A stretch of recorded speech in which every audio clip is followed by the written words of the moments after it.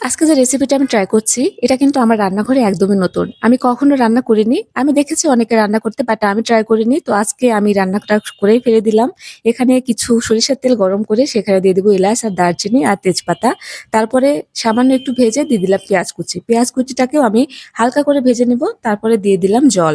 জলটা দেওয়ার পরে আমার কিছু মসলা এখানে দিতে হবে। আপনারা যখন কোনো একটা রান্না দেখবেন, সেটা কিন্তু ওইভাবেই রান্না করার চেষ্টা করবেন, তাহলে কিন্তু আসল টেস্টটা পাবেন। তো আমি যে মসলাগুলো এখানে দিচ্ছি, এই মসলাগুলোই কিন্তু এখানে দিতে হবে। অন্য মসলা দিলে দেখা যাচ্ছে টেস্টটা একটু খানিকটা ১৯-২০ হতে পারে। তো তারপরে আমি এখানে দিয়ে দিলাম আদা জিরে বাটা, দিয়ে দিলাম রসুন বাটা, তারপরে দিলাম লবণ, হলুদ, মরিচের গুঁড়ো। আর একটা জিনিস আমি এখানে এক্সট্রা দিয়েছি, সেটা হলো কাজু বাদাম বাটা। ৩ থেকে ৪ টা কাজু বাদাম নিয়েছি, সেটাকে পাটায় একদম সুন্দর করে বেটে নিয়েছি। বেটে তারপরে দিয়ে দিলাম। এখানে মসলাটাকে খুব ভালো করে কষিয়ে নেওয়ার পরে এখানে সামান্য পরিমাণে জল দিতে হবে। জলের পরিমাণটা অবশ্যই সামান্য, কারণ এই তরকারিটা কিন্তু ঝোল হবে না, গামাখা। তারপরে আমি নিয়ে নিয়েছি ৩ টা হাঁসের ডিম। আপনারা মুরগির ডিমও নিতে পারেন।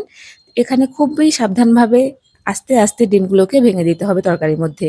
সবগুলো ডিম যখন দেওয়া হয়ে যাবে, তখন আমি আরেকটা মসলা এখানে এড করব, সেটা হলো গোলমরিচের গুঁড়ো। গোলমরিচ ৩ থেকে ৪ টা আমি নিয়েছিলাম। সেটাকে শুকনো করে ভেজে গুঁড়ো করে রেখেছি।